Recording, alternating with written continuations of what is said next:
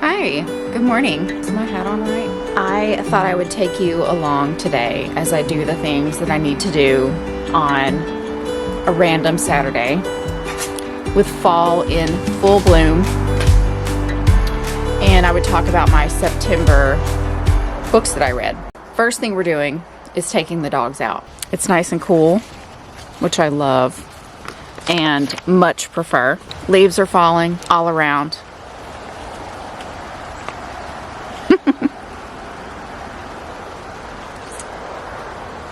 It's just beautiful.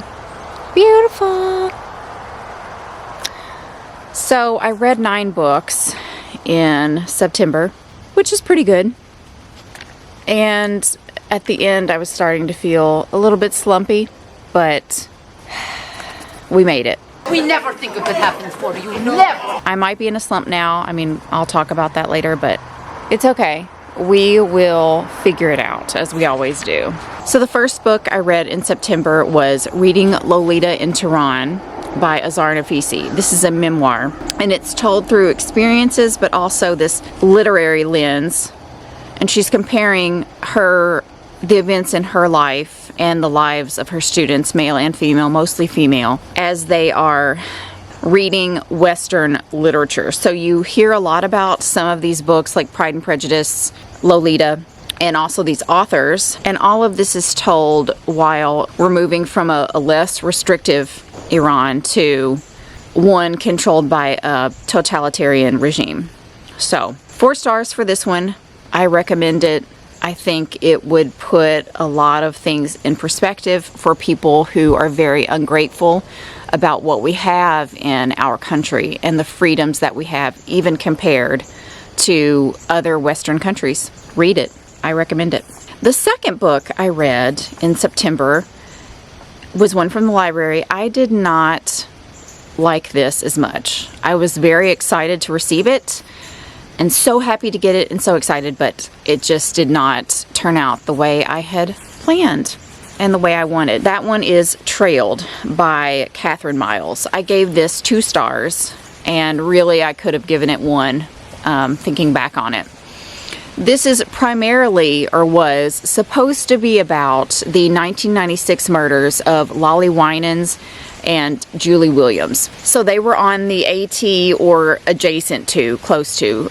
Either way, they were in the Shenandoah Park area. And they were murdered by suspect unknown. This was more about the author's journey in life around this time while she's investigating, and more about the 2 suspects. It was less about what actually happened to these 2 ladies on the trail. There were a lot of statistics thrown out that were very one-sided. Just tell me about the murders. Tell me what happened. And tell me in detail. Tell me in detail. We don't even hear about the murders in any capacity, like a detailed capacity, until I would say 80%, 2/3 of the way through. And then when I got finished with the book, I still didn't know what happened. So I had to go on YouTube and look up videos about the crimes. What was this, like a 300-page book or more? I should never have to go and do extra research after reading a book. Are you always this cheerful so early in the morning? I would not call this true crime. I don't recommend it at all. Hey, you want to fold some towels? No? Okay. Well, you just watch then. I'll tell you about the, 3rd and 4th books that I read in September. How's that sound? Good. So the 3rd book I read in September was Persuasion by Jane Austen. And I gave this one 3 stars. 3 stars for me is a good rating. It means I solidly enjoyed the book. So, just so you know, that's what that means. Hi, Bubba. Hey, sweet girl, you're so pretty. Come here, Bubba. Here's a baby girl. What's your baby girl doing? Hi. Mama loves that baby girl. Dude. This is little Clementine, also known as Quiblet and Quibs. You want down? You want down, Bubba girl, you're so pretty. So Persuasion is about Anne Elliot and a core group of friends or acquaintances. And I love Anne Elliot as a character. She is steadfast and sweet and staid and compassionate. She always has a positive response to things going on around her. And Jane Austen puts her directly in the position to have to respond to gossips around her and negative, harsh people. And we all have people in our lives that just, they want a reaction out of us. They expect that we're going to react a certain way, and they get annoyed with us when we don't. And I love how Jane Austen doesn't shy away from that. She puts Anne Elliot in that position, and we see her delicately but positively talk her way out of that. Right? So I love this book for Anne Elliot. The story is actually about Anne being persuaded, I think for good reasons, not to marry Captain Whitworth, and she's facing a very bleak future because of that choice. The Yorkie is making a lot of weird noises today, and I'm wondering if he needs a pain pill, a little gabapentin I think he might be needing. So I'm going to do that. But anyway, that's Persuasion. The plot itself is great, but it's the character of Anne Elliot that I love the most from this book. I love her. The next book, I've not been folding any clothes, have I? I've been hanging out with the dog, which is a job in and of itself when you have any dog, because dogs want attention. 20 to the 4 to the 7, don't they? The fourth book I read was Rock, Paper, Scissors by Alice Feeney. I read this from the library on Kindle. I gave it 4 stars. I liked it. It's about Andy. What in the world? He could just be a Yorkie showing his displeasure. He might not even be in pain. He just wants me to know that he doesn't like that I'm sitting here doing this. If you have a Yorkie, you know what I'm talking about. All right, so this is a thriller. It is about, do I remember their names? Whatever. Okay. All right, this book is told in both what's happening now and letters that Amelia has written to her husband every year of their marriage. And you can see that he's not perfect from the start, but as time goes on, she's less and less forgiving of the ridiculous things that he does and the way he treats her and the way he acts and how he's getting kind of high and mighty and oh, Hollywood and all this stuff. Those letters are very entertaining. I couldn't wait to get to the annual anniversary letter that we would get to read to get the juiciest tidbits of what happened that year. Amelia wins this trip to stay in the Scottish Highlands in this remote, what used to be a chapel. And it's a very sinister, creepy place. And the husband definitely doesn't want to go. He's just too busy. He's very important, okay? Way too important for this. She wants them to go, and you kind of get the feeling that one is going to try to kill the other. You don't even know which is going to do it. But neither one of them is out for good for the other one at this point. Like it's a hate to love, love to hate relationship at this point. And we start to see these other characters coming in that also don't have the best of intentions for Amelia and her husband. So you are pretty sure someone's going to die. You don't know who, you don't know how, you don't know why. There were some twists that I sort of, okay, I see what's going on here. But then there were, the ending twist I didn't get. I was pretty wowed by that. So, yeah, 4 stars for this one. Absolutely recommend it.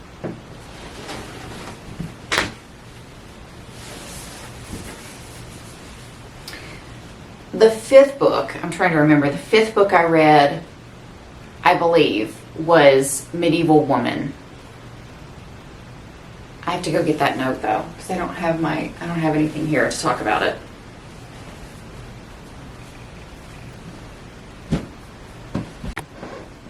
I'm back and I have my notes. The 5th book I read was Medieval Woman by Anne Boer. I can't even read my writing here. I gave this one 4 stars. I got it, like Persuasion, on Audible sale. I think she wants back in. Come here, Hannah. I was wrong. I don't know what I heard. And this one is a woman's perspective of life in a remote European village.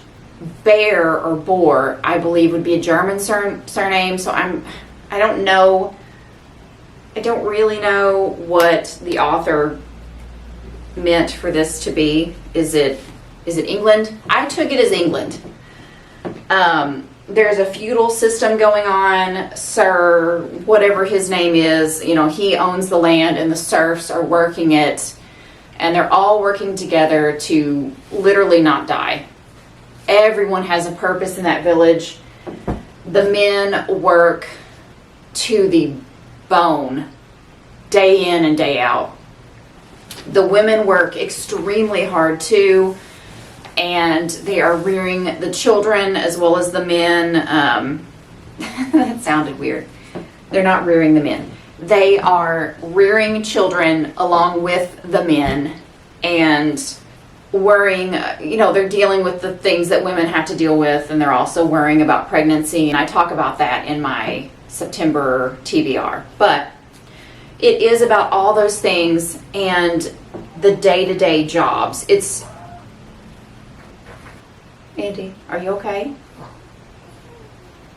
When they're old like this, you just kind of lose your mind when they start making sounds like that. When they're having a bad day, you're just like, what is going on today? What can I do to make you live forever? You know what I mean? Anyway, it goes from basically January to December, and it's all about this woman's life. Her name is Marion. I love slice of life type books. For people who might think that is boring, if you like history and you want to know or see a glimpse of what it would look like in a remote village, this would be the way to do that. And even though it's from a woman's perspective, you see a lot of what the men are doing too. They are toiling Double, toil and trouble. just as much, and it's just a hard life. And Marion has these dreams and these deep thoughts because she's kind of doing work like weaving, where she's able to sit and she's really got to do it really fast, and she's got to get all this stuff done, and there's a lot of pressure on her and a lot of anxiety. But she has the time to kind of deep think, and all these things happen to her, and she has these emotions, and she notices that her husband is just too tired to even contemplate deeper things. He's just, the weight of the world is on his shoulders. So yeah, just very interesting. Book 6 was Foe by Ian Reid. I gave this one 4 stars. It's kind of a slow thriller. There's a sinister element to it. Junior and Henrietta live on this remote farm, and there's a very 1984 theme going on here. So has the apocalypse happened? Are we almost close to it? Are we almost there? I don't know. We don't know. But we know that the government can see everything that they're doing and hear everything that they're saying through their screens. That sound familiar? Isn't that crazy? So they have screens and screen time, and they get a visit from the government. And almost like the lockdowns, Henrietta and her husband, Junior, don't really question what happens when the government comes in and says, Junior, you're leaving. It could be, a few years, but you're going to be gone. And don't worry, we're bringing something in for Henrietta. And she won't be alone, not even for a minute. So you as the reader have no idea what's going on here, but you do know that it's 1984. They're monitoring everything that you do. You can't grow your own food. You can't have livestock. All these freedoms are systematically have been taken away from you. And here we are in this desolate, terrible world. There's really no joy at all. So it reads very apocalyptic in that way. And they're conditioned to really not question. The government says you're leaving, they'll take care of everything, and you just do whatever they say. Very, very scary. And one reviewer, I watched, some videos before I was going to read this, and one guy said, government obviously has gotten bigger and bigger and bigger in this world, and the people, we weren't able to keep it small. Like in our country, that was the whole purpose. Like, we the people, we're going to keep the government small so that things like this don't happen. But in this world, this sinister world of foe, the government has complete control. Very scary, sinister, but there's quite a twist at the end. I shouldn't say but, I mean, that's the reality. And there's a really cool twist at the end. There's a twist 80% through, something is revealed, and yet the story goes on. So there's something else at the end that's going to be revealed. And it was so good when it was. This is a very small book, and the chapters are like a page or two. So you're just flying through. You can hammer this one out in no time. Foe by Ian Reed, 4 stars. All right, last one for laundry, okay? Book 7 was The Ruins by Scott Smith, 4 stars. Got this one from the library. Did not remember requesting it. Must have done it like at midnight one night after watching a video about recommendations.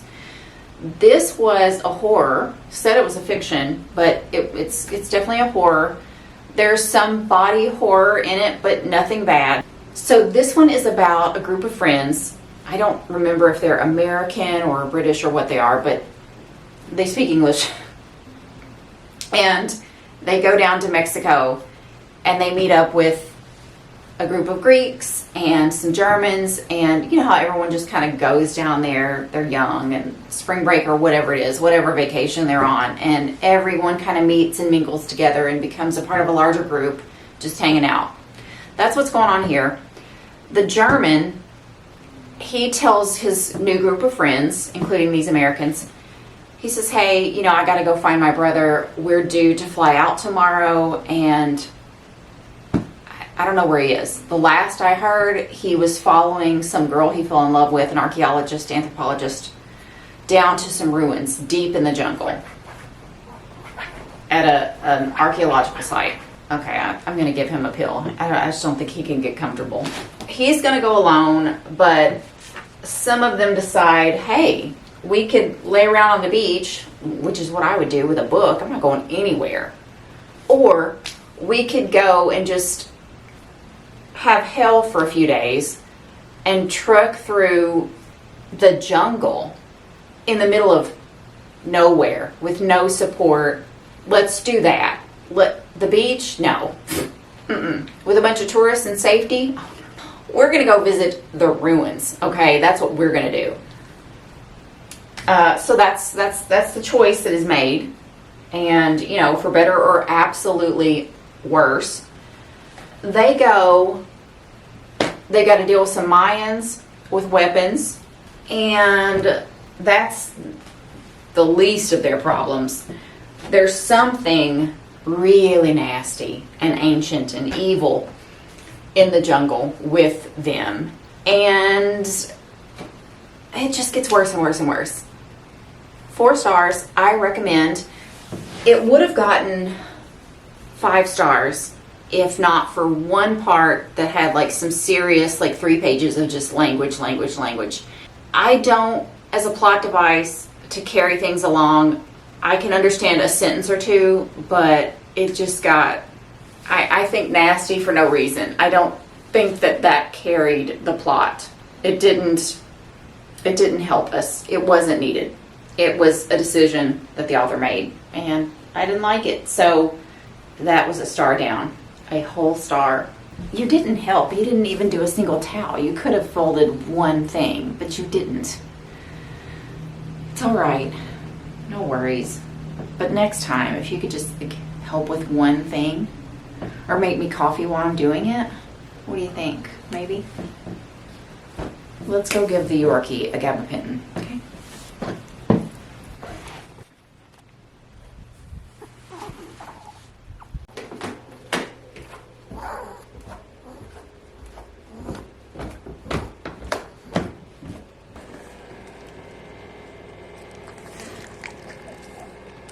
You're in a kitchen closet and I'm eating lunch. Did you want some? The 8th book I read in September was Death in Yellowstone by Lee H. Whittlesby.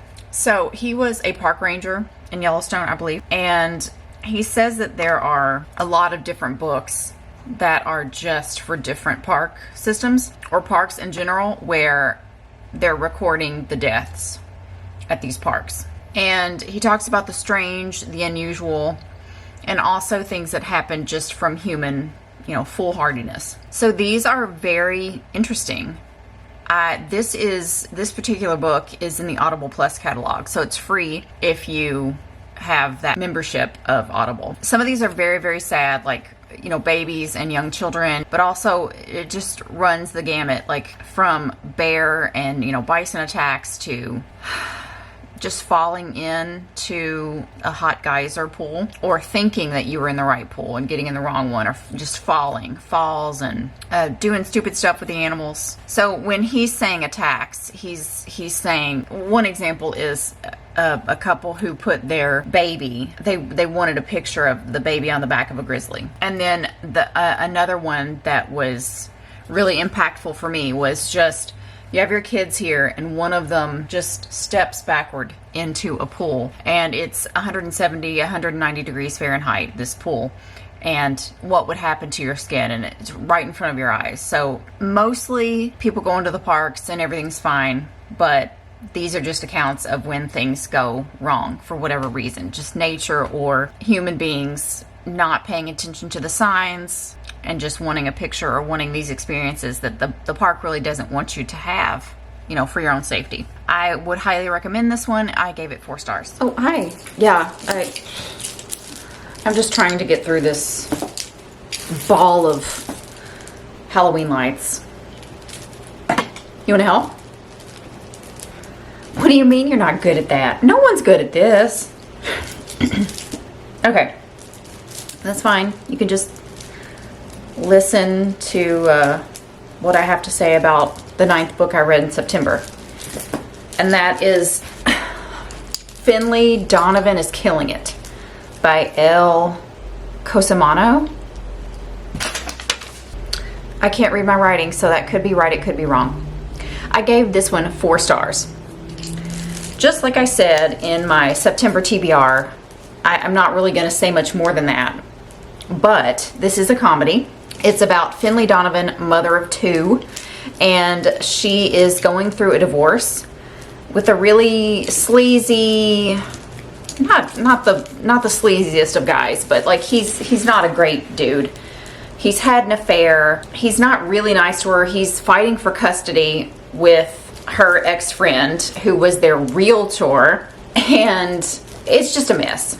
And she's an author, but she doesn't really get a lot from her books. They're romantic suspense. What in the world? So she meets her editor, her agent at Panera Bread. And she's just talking about the premise of her novel. Someone's getting, murdered. Someone's hiring a murderer to kill someone. And there's romance involved, but mainly just murder. And a woman who's listening in hears this and thinks that these 2 ladies are trying to come up with a deal for a murder for hire plot. And lo and behold, Finley Donovan, down on her luck, needing money very badly, is offered a very generous sum to unalive someone's husband. And it all goes from there. And it's just one thing after another. I told a friend in real life about this book, and I recommended it. And yeah, she DNF'd it. She said her response was, I can't handle Finley Donovan in her life, because her life is just nuts. You've got your ex-husband being so mean and nasty to you and hitting on the babysitter, and you've got your mean, gossipy, better than you, prettier than you real estate agent who had an affair and is now going to be the stepmother to your kids. You've got one kid puking, one kid buzzing all her hair off. It's a crazy mess. It's a wild ride, and it is, yes, very funny. But There is a lot going on there, and you wouldn't want to be Finley Donovan, or I wouldn't. There's also some romance in this one, and so that's good. There are 2 potential romances. This is a series. I don't know how many there are going to be. I know there are 2 now, at least. 1 was enough for me, I think, for now anyway. If I happen upon the second one at a bookstore, I'll probably get it, but I'm not going to request it from the library right now. It's going to be too hot anyway. So yeah, 4 stars. I would recommend this one. Thank you for joining me today in some very light to-do things and lunch, taking the dogs out, doing some laundry, whatever is happening here. And happy fall, happy reading. I'll be back soon, I hope, with an October TBR. What is even that?